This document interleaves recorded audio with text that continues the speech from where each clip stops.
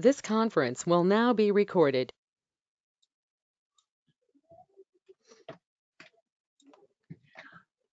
Okay. Good evening, everybody, and welcome to the HEPA family of Hempstead, proudly presenting the Hellenic History Series, Alexander the Great. I'd like to welcome you all for being here this evening. I'd like to tell you that tonight we're going to be discussing Alexander the Great in the Hellenic History Series, featuring Vasilios Billy Chrysochos as the presenter, followed by questions and answers, which we'll be doing in the chat section of the actual GoToMeeting. So if you look at your top right taskbar, you'll see a captioning. If there's a question that you have, I'll kindly ask you to put the question into the actual chat bar, and at the end of the lecture series, we will go through them and I will ask the questions to the presenter. I'd also like to let you know a few things about the presenter this evening. He'll be talking about Alexander the Great, the philosopher, king, hero, and legend. And the aspects he will be covering will be the military achievements and campaigns in brief of how he was represented, Plato and Aristotle's ideal leadership qualities, and how he became even more legendary in the Byzantium times in the Alexander romance. What I'd like to also let you know tonight is that Vasilios Billy Chrysochos is a historical consultant who has been given presentations on various Hellenic-themed subjects, such as the historical significance of Okyday, Byzantium Macedonian dynasty, Byzantium for beginners, Cleopatra VII, visionary queen of Alexander the Great's Hellenistic age, 1821, the liberation of Greece, and tonight, Alexander the Great, philosopher, king, hero, and legend, amongst many others. He is the primary composer, historical consultant, and producer of Porphyra, and a musical Anna and Vladimir, which debuted at Carnegie Hall off Broadway, set in the year 988 AD.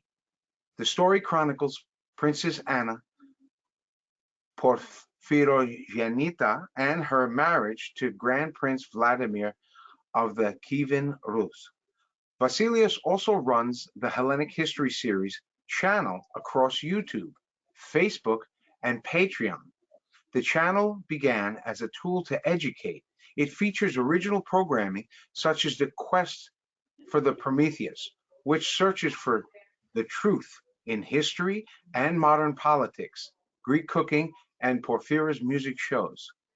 Now the channel is becoming the online video archive for rare and forgotten gems of Greek-inspired films, animated shows, concerts, and documentaries, shows for our younger viewers and the entire family. Our motto, look to the past to unlock the future. Vasilios Chrysochos is the HEPA District 6 Director of Culture and Arts for all of New York. He's also a past director of Hellenism. He is also the HEPA Hermes Chapter 186 of Astoria, Queens, New York, Vice President. He is the UNESCO Piraeus New York Director of Modern Music and awarded music video editor and member of ASCAP. He founded the Greek Artists Guild, the Hellenic American Center of the Arts, and the Alexander the Great Living Historical Society with his wife Despina. They founded Porphyra Foundation, which aims to promote cross-cultural education through compassionate and inspirational works. He is also a realtor with Metropolis Realty, and he has a BA in political science, history, and a minor in education from Queens College. For those of you who received the emails, you can also click on his links at billychrysochos.com, porphyrafoundation.org, and the YouTube. You'll be able to look at it as youtube.com/user Calavrita 1821. Without further ado, I'd like to hand over the floor to Brother Billy Vasilios Chrysochos. Brother Billy, welcome, and thank you for being here tonight. We appreciate it. It's great to have you back, and we're very excited to hear this series tonight. Welcome, Billy. Thank you very much for having me again, Brother Anastasi and the great Cassis chapter and HEPA family of Hempstead. It feels like my second home, being with all of you. And today is going to be a very sort of informal discussion on Alexander the Great, why he is remembered and why he should be remembered, and how we can pass this knowledge to our children, because that's very important. He is a hero and somebody that has to be emulated and look up to. And we're going to just basically run a little bit about his life, some of the campaigns, and throughout history, how his image has transcended into almost the heroic figure of every culture in the known world and beyond that. Great. It sounds fantastic. We can't wait. So without further ado, please. All right. So you can see my screen, right? Yes. PowerPoint. Okay. So Alexander the Great, philosopher, king, hero, and legend is the title of tonight's theme. He is, after all, a hero. He is one of the greatest generals that ever lived, who never lost a battle, and he became a legend. There's more to his story after his death, thousands of years later, than even when he was alive. You know, he's a living legend, and he's also something that, according to Arrian and the original sources, and as being Aristotle's tutor, he was a philosopher king. He was one of the first, and we're going to just touch a little bit about all of that. So let's see here. Of course, Alexander the Great is from Macedonia, who is an integral part of Greek history. We're going to see throughout this presentation. Estin un Elaske Macedonia. Macedonia is a part of Greece. Sorry there. So according to the geographer and philosopher and historian Strabo, this is a quote. We going to kind of intertwine Macedonia and what's going on with Alexander the Great, and why Macedonia is very important throughout all of history, and especially Greek history. So the role of Macedonia throughout Greece, we're going to see now in this presentation how the founding of the ancient kingdom of Macedonia started, and Alexander the Great's campaigns. There's four main ones. We're going to discuss just a little bit about Byzantium's Alexander romance, something very, very interesting, and how Alexander the Great is viewed in modern times and in media. And here is a brief timeline of Greece's epic history, just to get you up to speed.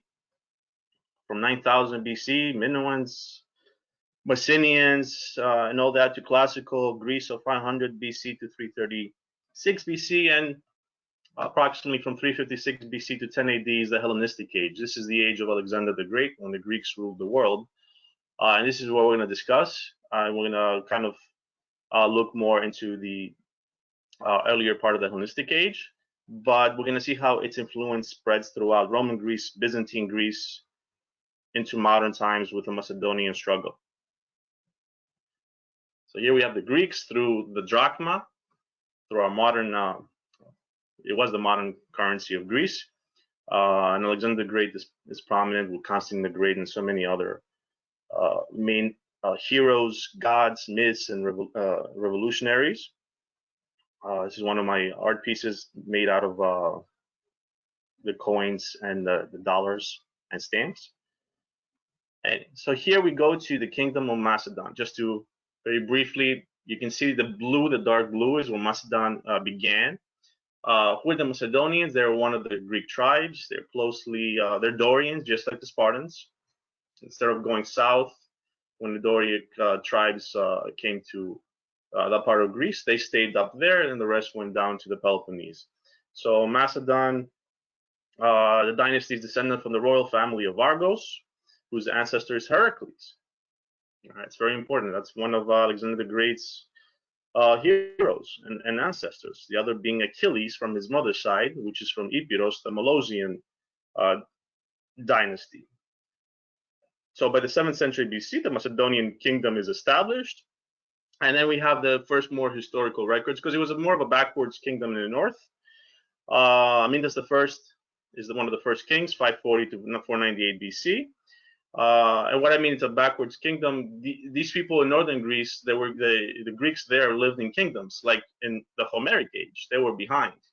So when the southern Greeks, the city-states, talked about the northern Greeks, they viewed them as backwards because they lived in the Trojan War times. That's what we mean. And they had kingdoms. They didn't have democracy, oligarchies, or other forms of government that the southern Greek city-states had. And again, they were not city-states; they were kingdoms. Macedonia, Thrace, Thessaly, and Epirus were kingdoms. And Philip II, Alexander the Great's father, takes over in 360 until his death in 336 BC from an assassination. So Philip II is actually as great as Alexander, or even more, because he's the one that reforms the army, all the institutions of Macedonia. He brings all the philosophers, artists, sculptors from the rest of Greece to enrich this more backwards Greek kingdom, and becomes slowly starts to become a superpower. He learns warfare techniques from the Thebans while he was captured, Philip II, and he improves on the system called the phalanx, which is like a formation with hoplites, people that were dressed in armor, soldiers next to each other with shields and long spears. And he made the sarissa, which is an improvement to the hoplite long spear, from 12 feet to about 16, 18 feet. That was the Macedonian sarissa. That's what improved warfare. And Alexander the Great is born in 336 BC. All right. So, are you guys with me so far? Yes. Yes. It's gonna go back and forth. Okay, and I can see everybody. I know we see a few people that are just on audio, which is good. They're just listening in. All right. So, why is Alexander the Great important? Why does he? How does he come about to take over this Macedonian empire and this little backwards kingdom? How come is able to basically, with Alexander, take over the known world? As you can see in his map, Alexander's empire stretches from Greece and the Balkans, southern Italy, all the way to India, what is now modern-day Pakistan, Afghanistan, Egypt, and all the way up to the Caucasus, what is the Ukraine and Russia now. So this is the kingdom of Alexander. Now, what's before him is the Persian kingdom, the Achaemenid dynasty and empire, and it's of the old world before Alexander was a superpower, the Persians. And the Persians had visions of more grandeur and to take over these little pesky Greek colonies in the Aegean.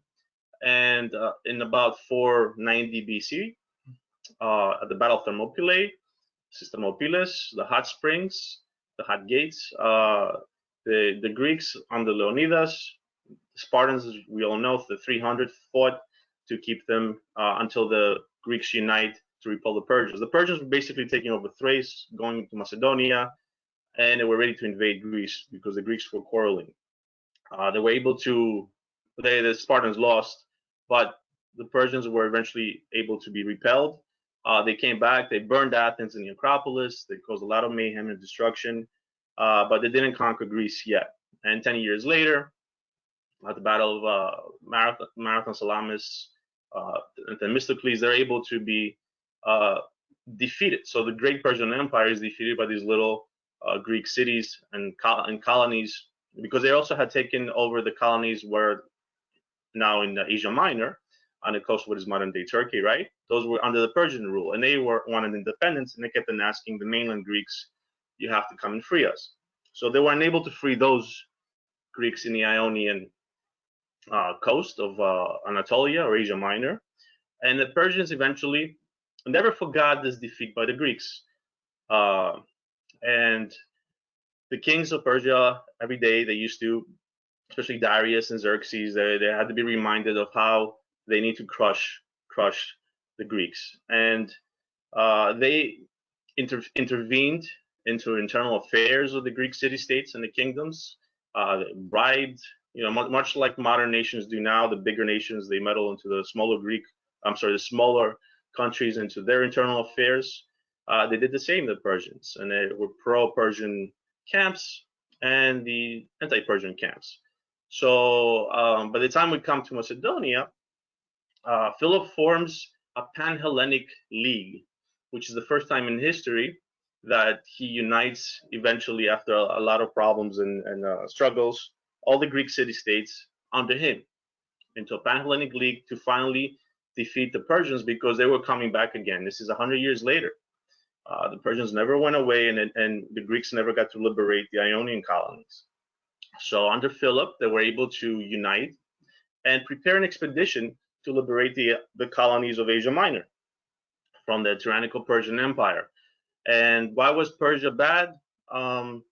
It was more of a despotic Eastern mystical empire, uh, much like the Egyptians and some of the others from the East. They didn't believe in, they didn't value the human, like individualism, things of that sort. It was more you work for the king, you die, and if you were not a Persian, you still had to uh, do the work of the Persian king, who was the king of kings. So there were many people and many different peoples in Persia and the whole empire from Egypt all the way to the Caucasus, Central Asiatic nomads, early Arab peoples, and so forth. So they were ready to come again.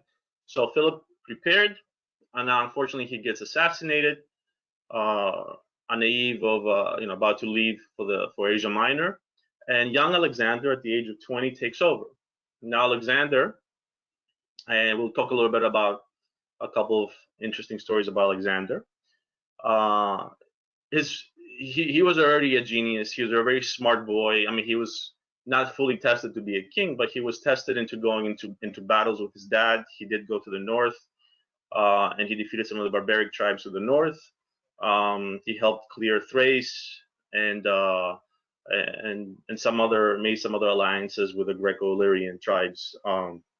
So he was definitely a good soldier, and he was very smart as early as when he was 12, I believe, in his early teens. There was a famous story of how the Macedonians loved their horses, and actually that was from Thessaly. The Thessalians were the greatest horse breeders of that era. The area as well. And Philip got a black stallion, and the tamers he went to visit it, and the people that were training him, they couldn't handle him.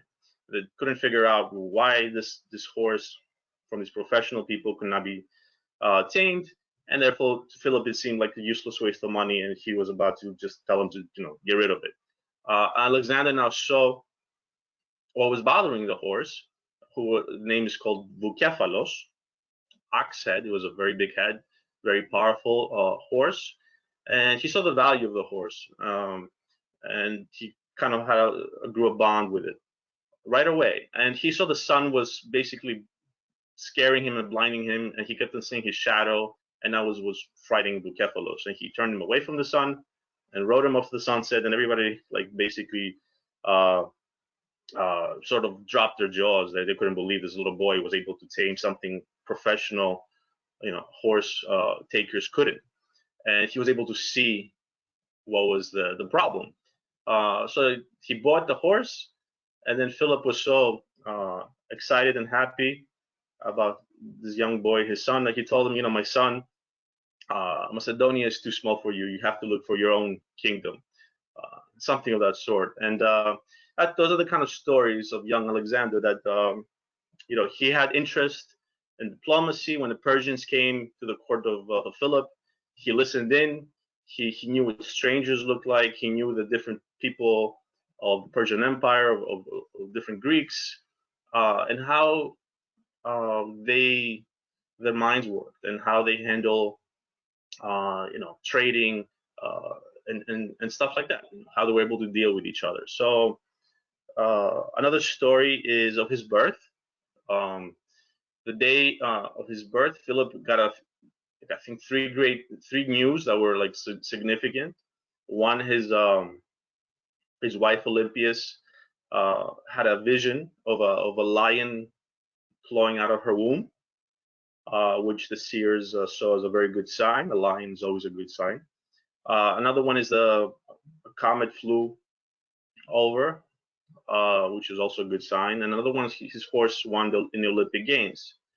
So those are three positive things, and he knew that, and everybody around knew that something special was with his new boy that was born. That's on his birth.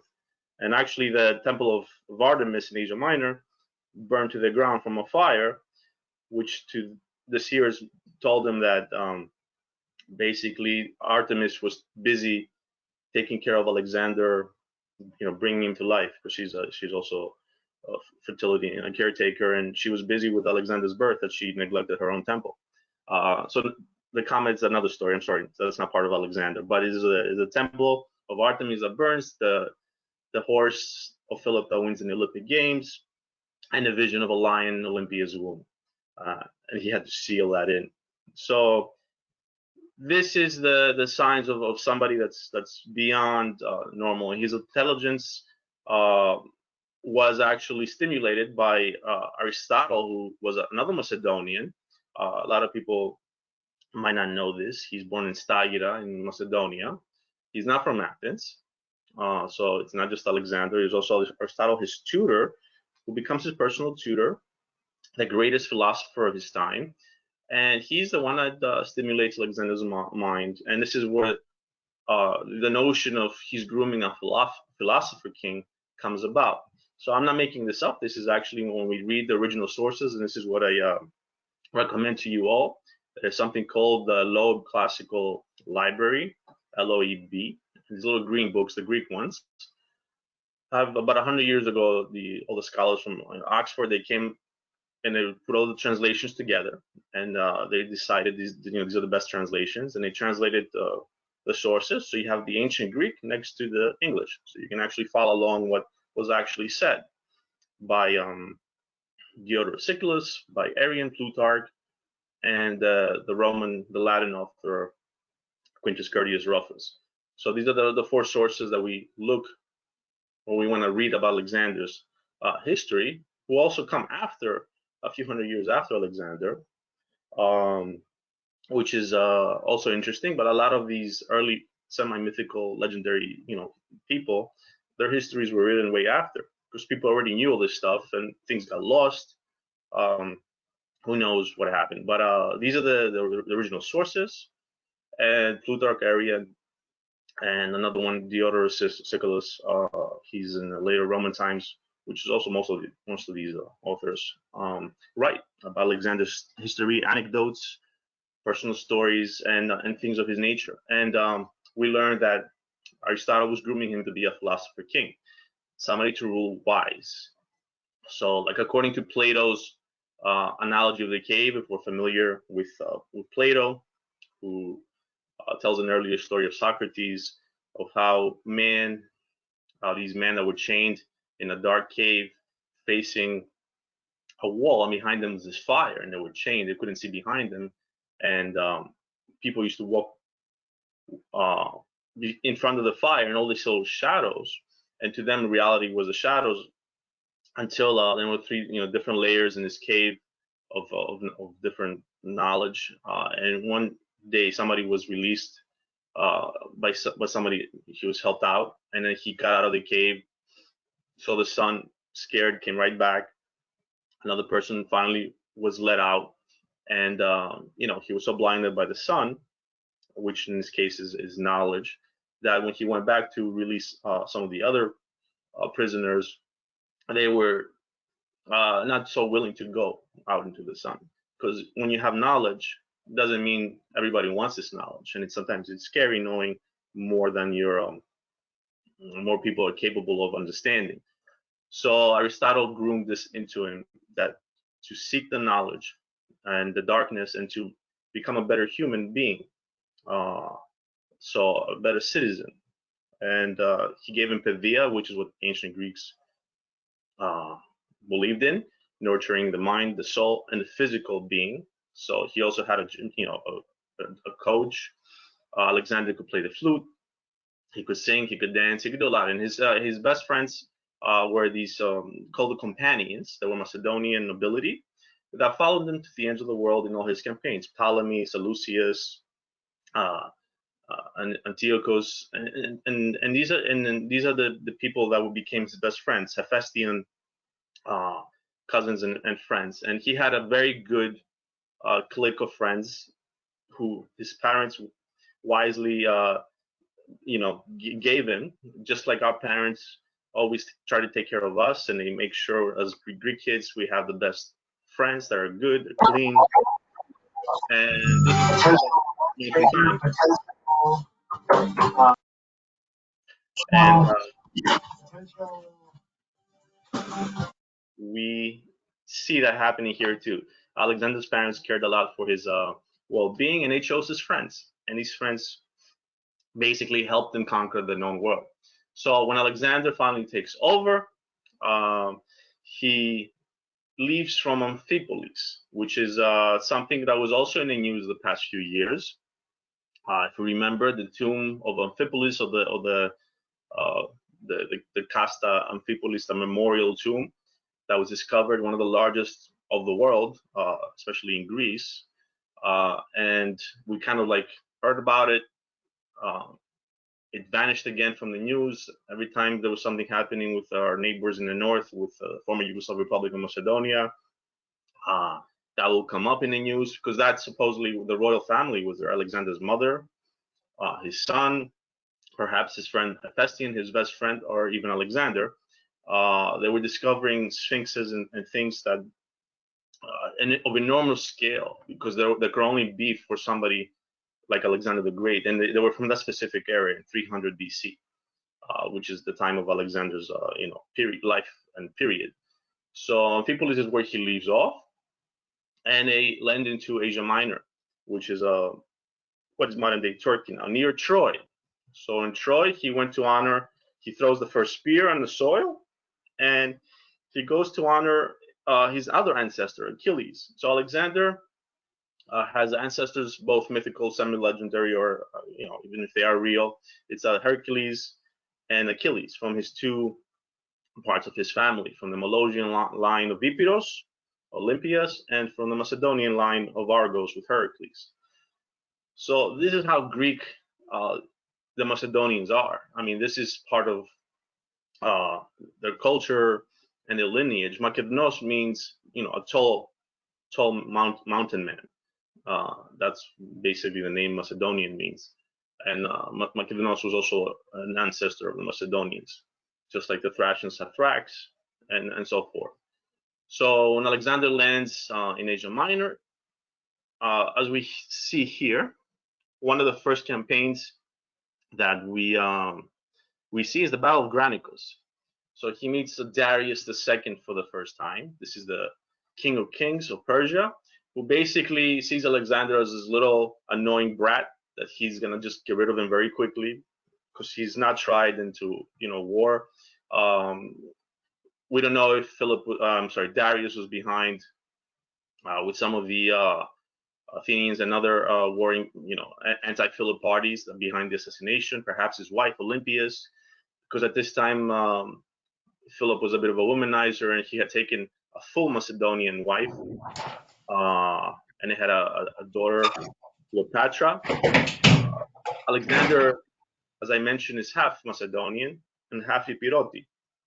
So he, and then a little bit of Illyrian. So he's Epiroti and Macedonian. So now Philip was fearing that maybe it's better he has a full Macedonian son, and Olympia saw that as a threat to her son. And she wanted to protect her son. So perhaps she was involved in the assassination of Philip. Perhaps it was the Persians and other rivals of the Macedonians, like the Athenians, who were obviously, when we talk about the Athenians and the Spartans, they're the other big powers of the era that had kind of spent themselves fighting each other through the Peloponnesian Wars. It's a 30-year war that Athens and Sparta fought for supremacy after they beat the Persians. The Athenians win. There's a plague. Pericles dies. Then the Thebans take over, and from the Thebans, eventually Philip takes over. So the Athenians never forgot that they were the superpower, and they always will be a problem to Philip. And there's a very strong anti-Macedonian sentiment in Athens. So perhaps they were behind the assassination as well with the Persians. So there's always this civil war, there's these rivalries in ancient Greece, and it goes back to the Trojan War and beyond that. Obviously, the Peloponnesian Wars were civil war that destroyed Greece after so much greatness, after the classical age that was spawned from Pericles and the Parthenon, the Acropolis, the tragedy, philosophy, science, all that stuff happened during the classical era. But then they killed each other. So the Macedonians saw them as the shields of not only all of Greece, but as the avengers of Greece. But they also saw them as superior to the other Greeks. So they would not be liked by the Athenians or the Spartans. The Spartans would not even join Alexander on his march in the Pan-Hellenic Crusade. That's another very famous thing on his dedication and his big shield. Alexander mentions all the city-states that followed him, except for the Lacedaemonians, the Spartans. So we kind of always worship the Spartans, but the Spartans were not even a part of this mission to avenge Greece. So it's the Macedonians. Anyway, the Battle of Granicus, he wins. Darius is dumbfounded. He thinks it's perhaps luck. He approaches Alexander afterwards and tells him, listen, I'll give you, this side of the Asia Minor, a little bit of land, and don't go any farther. And that should be more than enough for you. Which obviously he didn't mean. He will eventually take that back again. And Alexander saw that, and he's like, you're not my king. I will take you down, and I will become the king of kings. So Darius at this point is a little bit frightened because Alexander wins without losing a single soldier, and he goes on to winning at the next battle. So here, we have. You can see the dates to the right. The next battle is the Battle of Issus, and the dates go down because as we go to birth of Christ, obviously before Christ, the dates will go down. So the Battle of Issus, he wins again, and this is when it becomes very definitive to Darius that he has a problem now. And Alexander is actually able to defeat Darius in this place in Eastern Asia Minor. There was another port there called Tyre, and it was an island fortress. And he was able to build a moat, to fill the moat with debris and dirt, and go all the way to the walls of this island fortress, and then basically just take them over. And these were the descendants of I think they were Phoenician or Carthaginian people. And they were very brave and very strong, and it was one of the most defendable fortress. And he was able to crush it, and then that's how he beat Darius in his strategic other part. So from then on, he moved on to the Battle of Gargamella, or Arbela. That's another famous name. And I have a board game here, the Battle of Arbela. And we did a show on my Quest for Prometheus show on the Hellenic History series about this specific battle, and you can see it. It's this, if you see it on Hellenic History series on YouTube. It's the Battle of Arbela. It takes place October 1st, 331 BC. And it basically seals the fate of the Achaemenid Empire, and Darius loses. This is one of my art pieces based on the mosaic of Alexander the Great that they found in Naples. And basically from then on, Darius is running away. And now we're in Babylon. This is the area. So there were in antiquity, there were 4 main empires. So it's the Egyptians, the Medo Persians, which is now, and then the Greeks, and then the Romans. And there was a vision. This is now where I'll tell you a little biblical tale from the prophet Daniel. The king Nebuchadnezzar had Mesopotamian king had a nightmare. He had many nightmares, and eventually he asked for a seer, and everybody told him Daniel is one of the best and the prophet, and he'll be able to tell him what the dreams are. Because as I mentioned a little bit before, dreams mean a lot in the ancient world, the Byzantine times, the medieval world. Up to now, people always try to interpret dreams and what they mean. Sometimes they mean something, sometimes it's just mumbo jumbo from your brain as it's inactive and it gets activated at night. But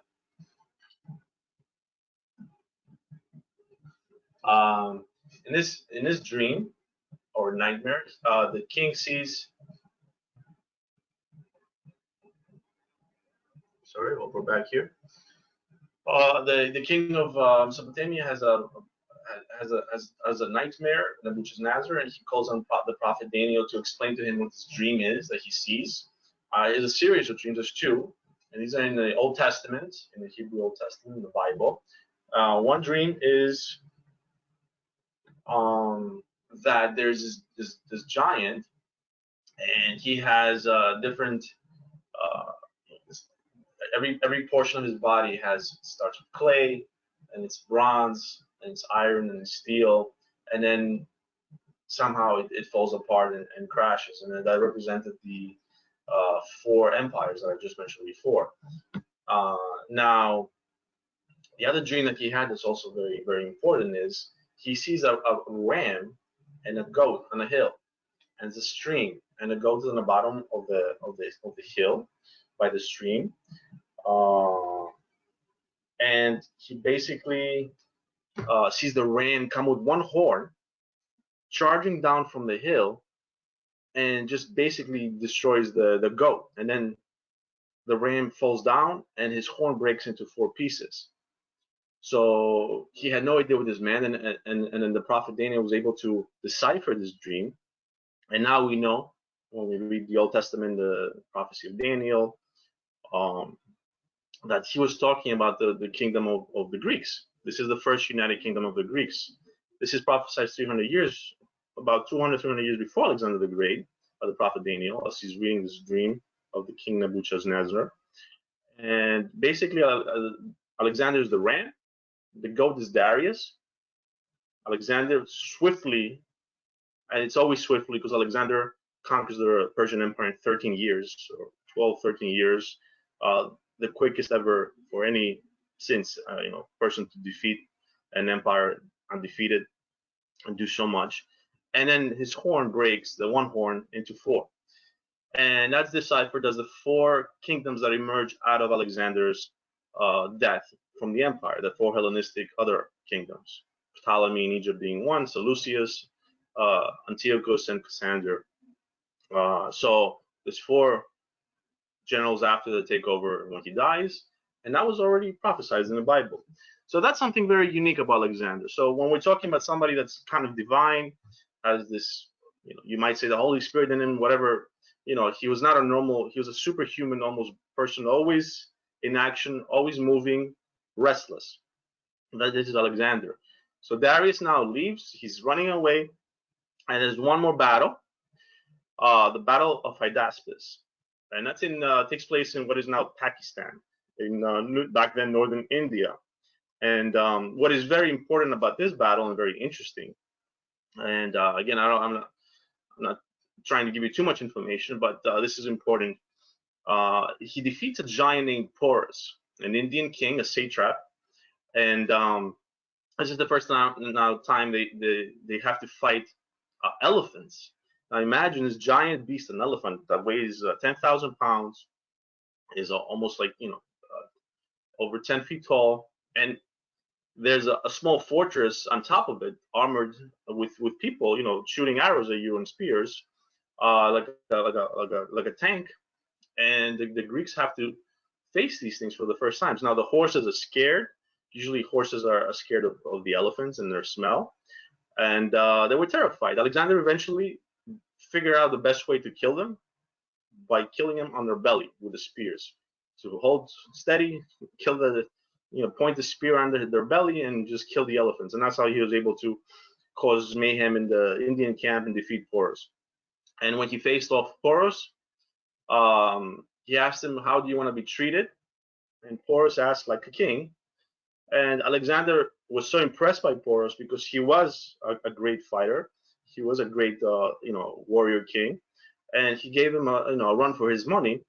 But he also felt that he could make him into a friend and an ally, and actually gave him more land than he had before from the other rival satrapies of Indians.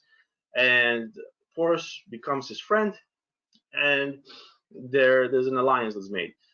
So this is it. And then obviously, after we come to India, the Macedonian troops and the rest of the Greeks, this is a small army of 47,000 soldiers 47,000 soldiers now, beat a million army strong, anywhere between a quarter of a million to a million.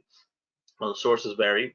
The largest army of the world. They defeat them. They go through deserts on foot, on horse. In Afghanistan, where even modern Soviet tanks could not win in the 70s. I mean, this is Alexander did that, and he was undefeated. So he goes to India, and his Macedonian troops, who were there from the very beginning, the companions and the main, bulk of the army, refused to go any farther. They heard there were like jungles, diseases, monkeys, crazy other animals, and other more, people that were even stronger than the Indians, and they had other beasts, and they refused to go any farther. So Alexander was, unfortunately annoyed, but he chose to go down and explore the Ganges and the rivers, to go down to the Indian Ocean. So he didn't go their way. He wanted to go, and he went farther south, and then back with his ships to Babylon. So as he was planning to invade now Saudi Arabia, the Arabian Peninsula, and go into Europe, he dies of either malaria, assassination, the wounds, we don't know, heavy drinking, or a bunch of different things. And who does he live his empire? His deathbed, he says, to the strongest. So obviously his successors, the generals, fought. And this is where most history books kind of turn, they kind of make the rest of this history. They find it boring. The scholars of 100 years ago, they don't want to explain it any farther. And they say, this is it. Alexander conquers the world in 12 years. And he builds all these cities, over 77 cities, either built from scratch or repurposed. He brings state, amphitheaters, gymnasiums, schools, the Greek culture from Greece all the way to India and to Egypt and to all these other places in the Middle East to this day. And he built civilization, and it's a synergy. He was not just a conqueror. He took from the native peoples and mixed, and they came up with something that's called the Hellenistic Age. It's a mixture of the native civilizations with Hellenic, with the Greek. But the Greek language was dominant. Gods got mixed and other ideas, but basically the bulk of Hellenism spread through Alexander to the east, and then that paved the way for Christianity about 300 years later. And then with Constantine the Great, 300 years after Christ, we have the Byzantine Empire, the Eastern Roman Empire, which continues Alexander's legacy. All right. So here we see Aristotle, who was Alexander the Great's tutor, in the drachma. Alexander, Aristotle. As I mentioned, Alexander the Great founds the Hellenistic Age, which spans from 356 BC to 10 AD. That's Greece's first Macedonian dynasty and global empire. And what's very unique about the part that Ptolemy takes over in Egypt, that's the most women ruled on par with men was in Ptolemaic Egypt. Cleopatra, the famous Cleopatra VII of Shakespearean fame, had the affairs with Mark Antony and Julius Caesar, was Greek, Macedonian, and the last descendant of the Ptolemies. She died in 30 BC. And what's also interesting is both Julius Caesar and Mark Antony were Hellenists. That means they wanted to be like Alexander the Great and move to Egypt with Cleopatra, who to the Ptolemies believed that they were gods, and they wanted to recreate Alexander's empire, but in the West. So as I mentioned, in India and this peninsula, which now is also where the Greeks were in Pakistan, Afghanistan region of the Indian peninsula, there was a Greco-Bactrian kingdom that forms. That's a breakaway kingdom from Seleucus, who's the king of the East. And from them, they break away after another Persian empire evolves, called the Parthian Empire, and breaks the Greeks from the rest of the West in the Mediterranean, from the Greeks of the East now. So this Greco-Bactrian kingdom lasts up until 10 AD, as I mentioned, and then as a kingdom that comes out of that, and they conquered northern India again, all the way to central India, and it's called the Indo-Greek kingdom. So we have two kingdoms, the Indo-Greek kingdom and the Greco-Bactrian kingdom, which most history doesn't, explain how these things happened. And this is very important because these kingdoms lasted as long as the British held India, almost 300 years. So up until 10 AD, Greeks ruled central northern India. They helped influence early Buddhism in this area called Gandhara, where Buddha began.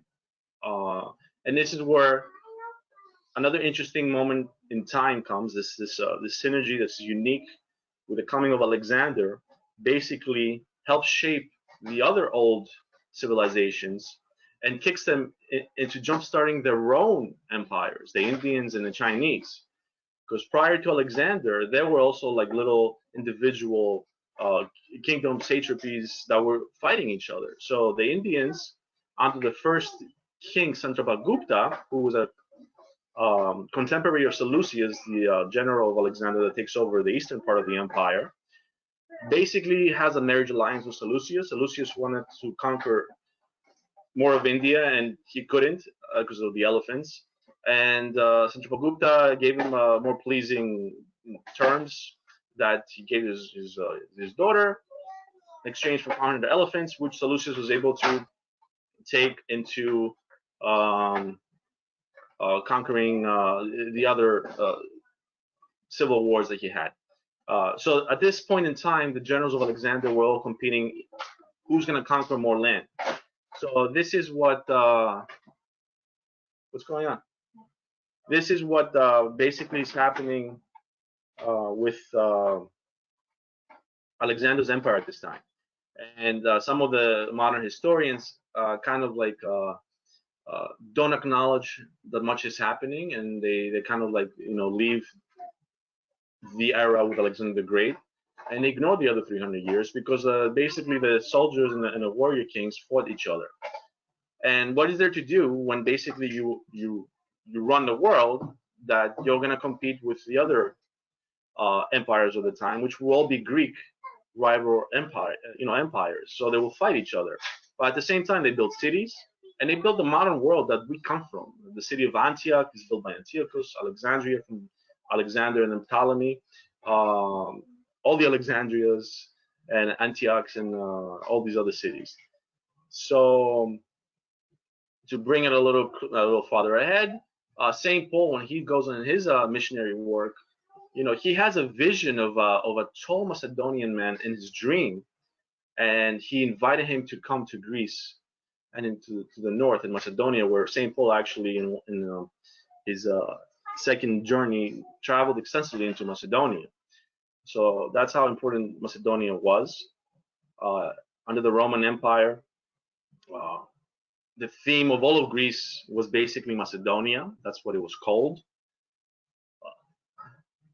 And then we have the 1100-year reign of the Byzantine Empire from 330 AD to 1461 AD, which begins with Constantine the Great.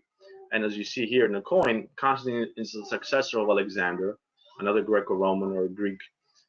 And basically the Byzantine Empire continues the legacy of the Greeks as they take over the Eastern Roman Empire.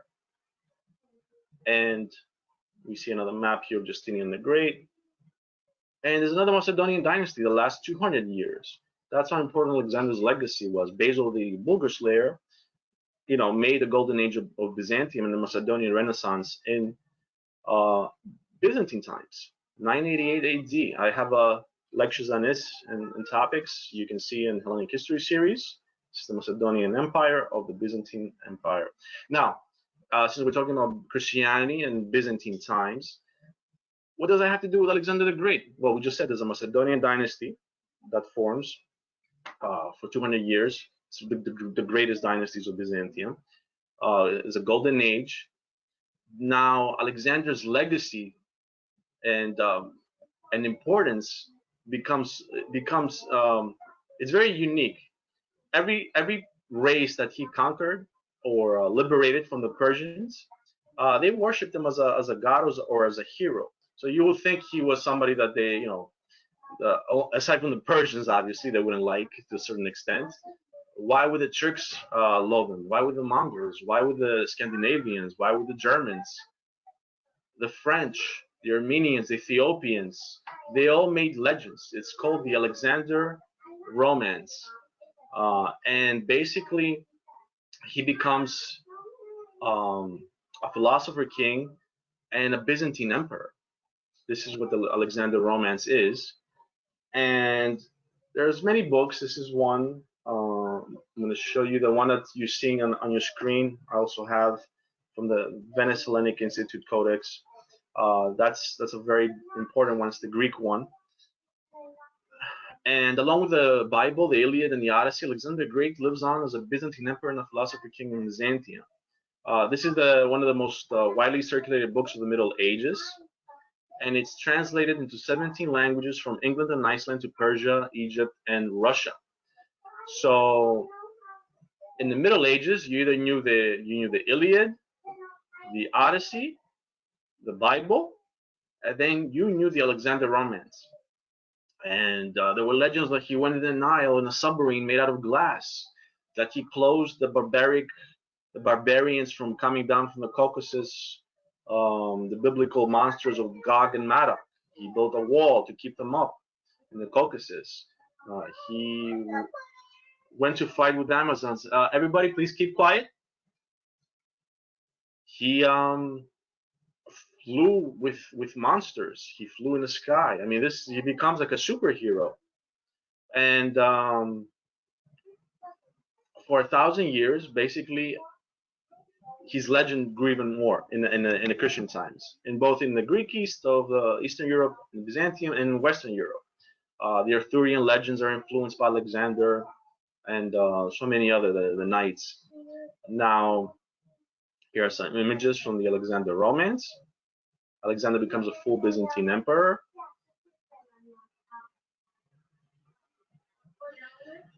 And after that, we come to modern times in the 90s, when Greece actually honored him during the monarchy in the 30s with money of Alexander the Great, and then in the 90s with Alexander the Great drachma, 100 drachma coin that you can see right here. And if you happen to have these, you're in luck. Now they could go up for $300 to $400. Now, Macedonia itself was not liberated again when the Turks took over, up until 1912. And there were Macedonian fighters, Makedonομάχοι, Dragoumis, Pavlos Melas, that struggled to liberate Macedonia and northern Greece. The war began from 1897 and on. It was a Macedonian committee depicting Alexander the Great and Basil the Bulgar Slayer from 1903 that was created to liberate Macedonia from the Ottoman Empire. Pavlos Melas, famous Macedonian fighters. And then some modern maps of the Balkan states in the Balkan Wars, when Macedonia was liberated in 1912 in the Balkan Wars. You can see a poster on the right.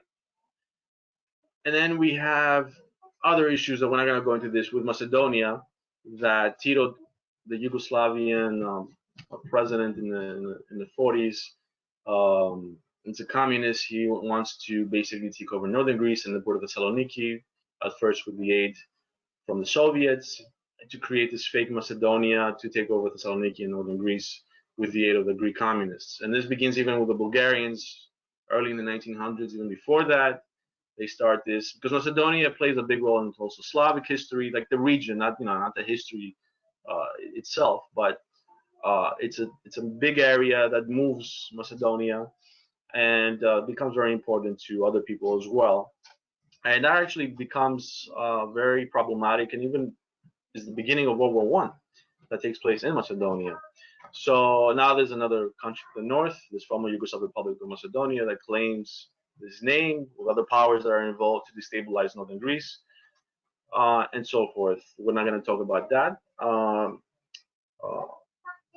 Here's another poster of Alexander the Great. What I do want to talk about very quickly, just to wrap up, let's go back to a more pleasant picture. There we go, Alexander. So Alexander the Great not only transcends the ancient world, he becomes a pharaoh to the Egyptians, And there's many stories. You can have courses on Alexander the Great. I can't go over every single detail and story about him. He becomes obviously very important to the Greeks, to the Romans, who consider him the first great person. It's the Romans that actually give him the label Megas, Magnus, Alexander the Great, because he was one of the greatest generals. The top three generals of the ancient world, the Romans uh, consider Alexander to be the greatest. His cousin Pyrrhus of Epirus II, of the Pyrrhic victory fame, and Hannibal Barca. So those are the three top generals of the ancient world. And Alexander's legacy, I recommend one modern book. It's called Lessons from the Great Empire Builder, Alexander the Great's Art of Strategy. Partha Bose. He's an Indian author. And there's many books that are written, but he actually argues how the book provides the wisdom and the secrets of this great empire builder, demonstrating how they can be applied to conquer today's challenges. Being a HEPA, and we're a networking organization, you can learn a lot from this book. Blending insights from his years of business experience with his lifelong study of Alexander, Partha Bose interweaves, he's in Britain now, a gripping biography with compelling analysis of the strategies, tactics, and leadership approaches of successful institutions, including Dell, GE, Honda, IKEA, the Harvard Law School, and the East India Company. Individuals such as Elizabeth I, Winston Churchill, Abraham Lincoln, Franklin D. Roosevelt, Bernard Montgomery, Gandhi, Jack Welch, and Lou Gerstner.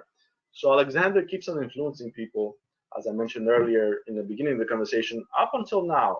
Business tycoons, corporations, General Schwarzkopf, other generals that use his tactics to win modern wars. That's how great he was.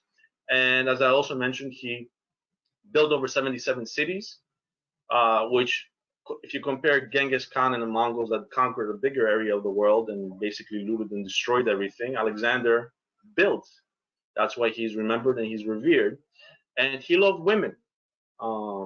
This is what a hero does. Darius's own mother loved Alexander because he treated her like his own mother, and he liberated the harem. And when Darius, basically when Alexander died, Darius's own mother, who loved him so much, committed suicide. She couldn't stand living, without him afterwards.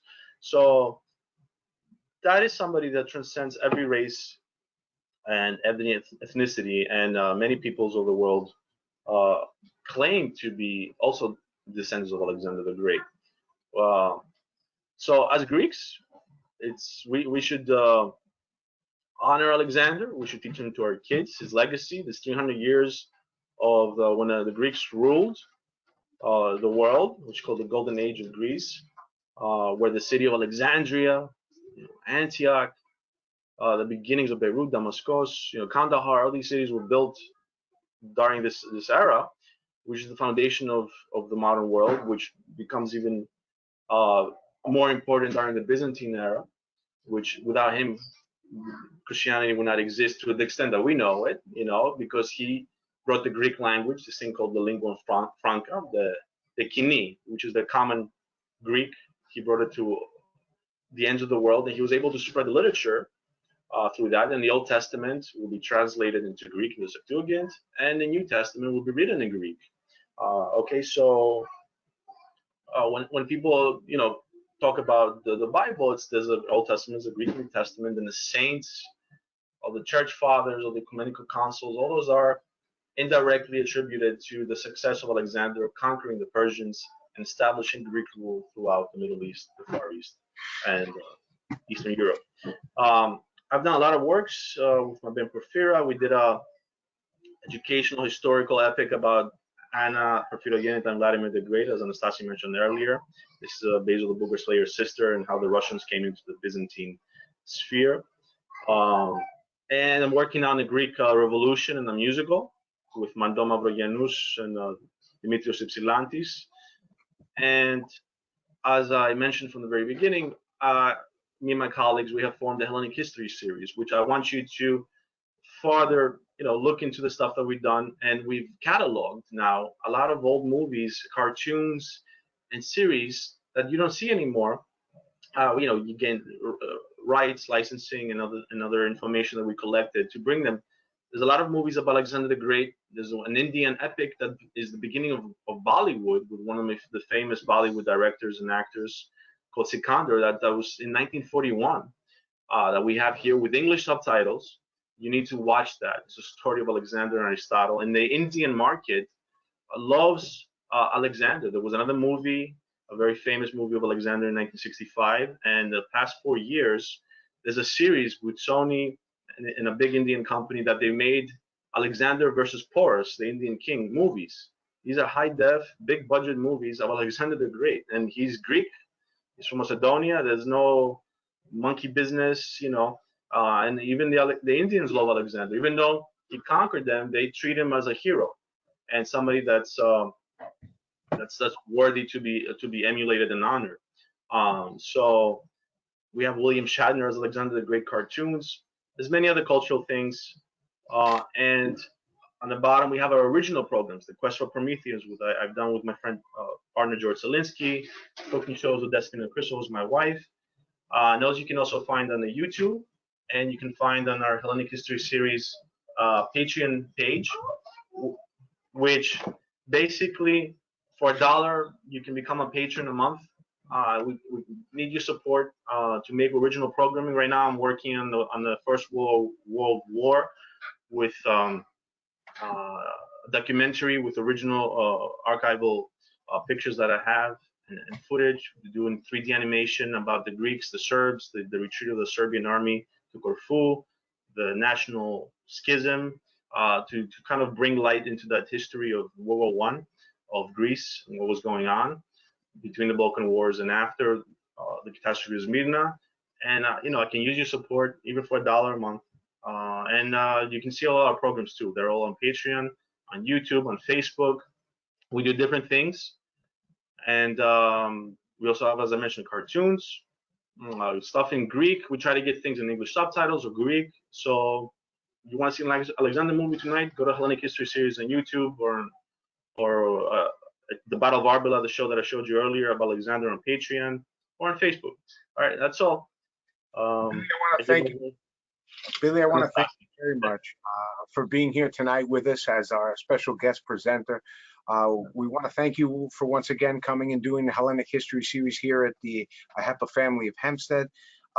You mentioned before that Alexander, he played the flute, he sang, he danced.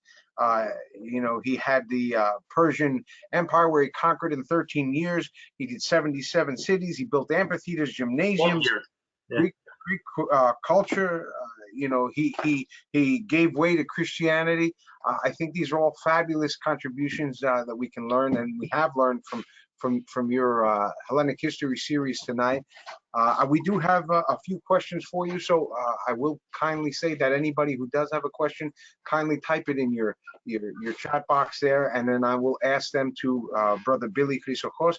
So the first question we have tonight is from a Sammy Thomas, asking, how were the Greeks able to defeat the stronger Persian forces? So again, that's how were the Greeks able to defeat the stronger Persian forces? That's the first question we have for you tonight, Brother Billy Chrysojos. That's from Sammy Thomas. Sammy, that's a great question, and we tackled this on that show, The Quest for Prometheus, the Battle of Arbela episode. I'll give it to you. They made technological improvements. Philip II, Alexander's father, reinvented the spear that the hoplites used. These are the armored soldiers of the time for like about 600 years from after the Bronze Age and all that stuff. The people fought on fields, like the army faced the other army, and they had to wear all this clunky armor. The helmets, evolved a little bit better, but the main thing was the shield, which was used as a weapon and to protect the guy next to you. So you were in a phalanx, like a soldiers lined up, and then behind and behind and behind. And you had the spear. Now the Macedonian spear, which was the better version that Philip made from the Theban spear and what the Spartans used to use, was called the Sarissa. It was like 18 feet tall. Imagine this 18-foot tall metal spear with a pike in the end, all right, carrying it. that nobody could get near them, and they just basically like a tank trounced everybody. Um, and they were able to defeat many of the Persians, which didn't have armor. The Persians had more clothes and things of that sort, because there were also different, except for the the bodyguards, the main shock troops of Darius. The rest of the Persians had clothes, because they were made out of different peoples from their empire. And what the other thing that was invented at this time was something called Alexander. When you see in that mosaic and his armor is kind of made of it's called linothorax. It's like modern Kevlar. It's made of linen and leather, and it was almost impregnable. Given a modern bullet cannot pierce this, the linothorax, and that was invented by Alexander and Philip. So that's already it's two things. They use the horses more in the cavalry, which was made more important in the campaigns, which were underused in the Greek battles before, and also the hydaspists, the shield bearers, these other troops that were able to fight with the long shields. They could use as weapons, as shields on the horses. So he made technological advancements, and up until like later, the Roman legions, the Sarissa and the Phalanx were undefeated. And he was even able to adapt to the elephant. Imagine an elephant with a tower on him and guys shooting arrows at you, and all this other stuff, and they were able to figure out tactically how to best the elephant and this animal. And these are some of the things. He was also able to bring with him eventually, when they went into the Middle East, farther into the Persian Empire. They had scientists with him, anthropologists, botanists that will explore and take samples of wildlife and plants, and doctors with them, and people that were able to cook and maintain an army. Basically, you're living in the army, which was never done before. Like usually the ancient Greeks, prior to him and other peoples, fought in the summer or the spring when it was nice, and then went back to their homes to tend to their fields, because they were agricultural people. The Macedonian army was an army. Your job was the army, was war, and he was able to take there were other people that came along, not just the 47,000 soldiers, like another 100,000 of you know women and then the cooks and people that would clean. So they were able to live and fight. That's what he made differently, and he was able to go into the deserts and fight all these battles and win. Great. Thank you, brother Billy. The next question we have is from brother Anton Scribanik. How long was Aristotle a tutor for Alexander the Great? So Aristotle never left Macedonia. So basically, when Alexander was, I guess 20, 21, they wrote letters back and forth afterwards, and he never saw him, or he never got a chance to go back to Macedonia. So up to for 20 years, his first 20 years or so, he was his tutor, and then they continued having dialogues and letters and talking about the world and what he was discovering. And Aristotle tried to give him his point of view, that everybody else was a barbarian. The Greeks were superior. Alexander saw that as he moved farther away from Greece, that that is not the best way to deal with other peoples and other civilizations. He even had his 15,000 soldiers marry Persian nobility women. He had like a mass wedding in Susa. That's not to say he wasn't Greek. He was 100% Greek, but he actually saw the Persians as another people who were similar to us, and they were, even ethnically to a certain extent. Darius's grandmother was Greek, but Aristotle didn't like that kind of stuff. But they were friendly to each other. But he was his tutor for the first 20 years living in Macedonia. Great. Thank you, brother Billy. The next question I have is from Georgios Kosmas, asking, brother Georgios asks, how accurate was the movie Alexander, the blockbuster hit that was released in 2004? Well, it wasn't a blockbuster hit. It failed miserably because it was not accurate. Now, I actually own armor and stuff from shields and helmets from this movie. We bought props and we used them in the Alexander the Great Living History Society. The sequences you will see and the battles were very accurate and very real. They were recreated. But like Oliver Stone's movie made him into a homosexual. He was an alcoholic. It was all stuff that has nothing to do with the sources, and that's what things that he puts in all his movies. That's why he flunked. It didn't have a soul. And there was a movie made earlier in the 1956, I believe, with Richard Burton. That was the Alexander the Great first movie. Actually, the first one is the Indian film, which is amazing, but then that predates that movie and even Ben-Hur. And then 1956 Hollywood makes one of Alexander the Great, which is actually much better, and I recommend that. And there's other movies that are documentaries from the History Channel, Alexander, God of War, stuff like that. They're actually very good. But that movie, unfortunately, the Oliver Stone one is not good. Aside from the costumes and the battles, yes. But the story was just fiction. It was based off a book of, I believe, Mary Renaud. It has nothing to do with the sources. So it was inaccurate. It was inaccurate. Very good. Thank you, Brother Billy Chrysokos. We appreciate you coming on with us tonight. You had mentioned earlier about a book that was, I believe, an Indian author. You picked it up before. We couldn't really. Could you kindly just hold it up one more time for us? We appreciate it. Yeah, I believe that's it. Okay, so Alexander the Great's Art of Strategy, and if you could just lift that up for one more second. So that's with Partha Bose. Am I saying that correct? Yeah, he's a British Indian author. Okay. All right. Thank you. We appreciate it. Tells you everything of how, from Honda, IKEA, all these important people, they study Alexander the Great and their business tactics. He's not a stagnant person. Like if you study Alexander, aside from the fancy tales and other things, you can actually learn and you can grow your business and be able to deal with people better. You don't have to read the Art of War only. Right.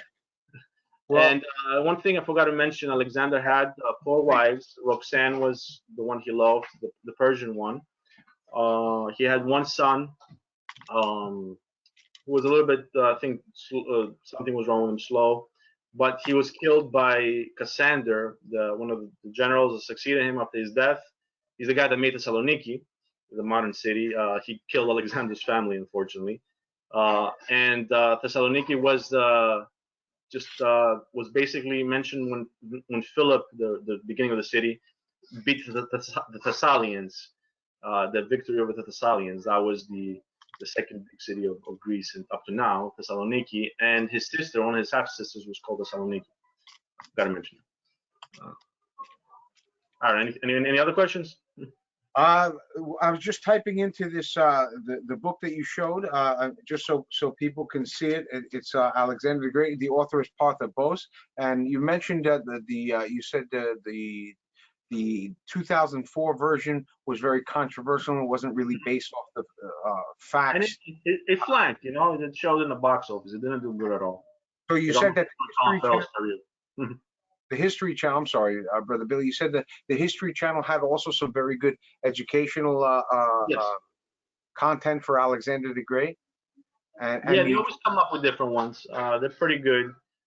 If you contact me through, Facebook or through the Hellenic History series, I definitely want to put some more of those books and movies up. We have on a YouTube channel. If you go there, Hellenic History series on YouTube, subscribe. You'll find a lot of this stuff. Great. And look at the sources. Many people write books. Yes. What I would look for to avoid it's propaganda. Because I went to Queens College and I had professors too that did stuff on Alexander the Great and they wrote books. I won't mention names. Usually, a professor has a niche. And it's if he's an alcoholic or wine expert or somebody, he'll make Alexander into an alcoholic. We're very pro-Greek. If he has an agenda with the Skopjans, he'll make him, called Macedonian, not Greek.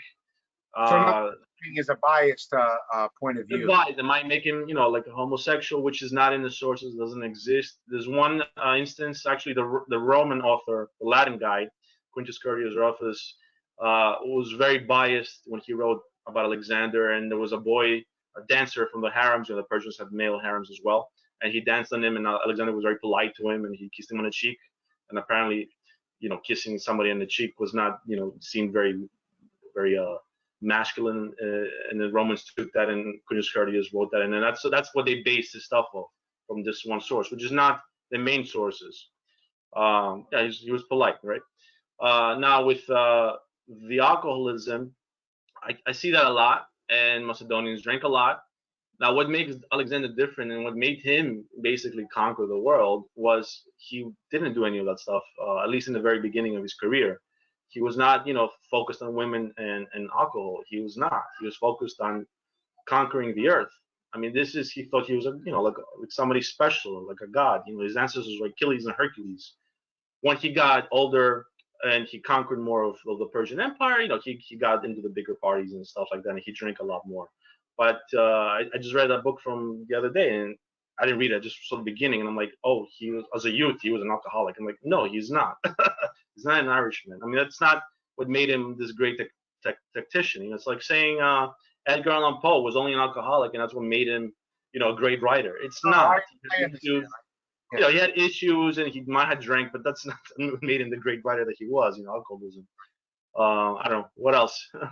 So, well, then I guess a good way to start is to definitely go off of the book that you told us that was authored by Partha Bose, and some others. Go to your web YouTube channel as well for Hellenic History series, and on Patreon, support us on Patreon, even $1, once a month. We're doing actually graphics, documentaries. We have a lot already. We're gonna do more advanced videos on Alexander, on Macedonia, on Byzantium, on many different topics, on mythology. This is what I'm doing with a small group, and we're trying to build it, because every time you do these kind of shows, if you've seen documentaries like on Kings and Generals, those other online good documentaries, that requires a lot of money, a lot of research. We have the research, but you have to make it. You have to know what you're talking about. You have to research, pre-production, production, post-production, all this stuff to make these things go into maybe the History Channel or Netflix or more professional documentaries. We need support, and as far as also the YouTube, I love for you to sit down with your kids and watch some of those shows or cartoons. Subscribe. Really, it's fantastic. Sweet. I have to ask you one more thing before I let you go. I noticed the picture here. Is that you in the picture with Alexander there? Posing as Alexander there? I noticed it's a great photo. Put myself in there a little bit, I guess, yeah. Brother Billy Christokos, we thank you so much for being here tonight. The Ahepa family of Hempstead thanks you very much for coming in and being a special guest presenter this evening for our Hellenic History series. And we appreciate you allowing us to use the Hellenic History series name to promote Hellenism in the name of education. So we thank you again. A pleasure. For coming. And we thank all our viewers and everybody who tuned in tonight to see this. We appreciate it. We thank you all very, very much, and we wish you all a good night.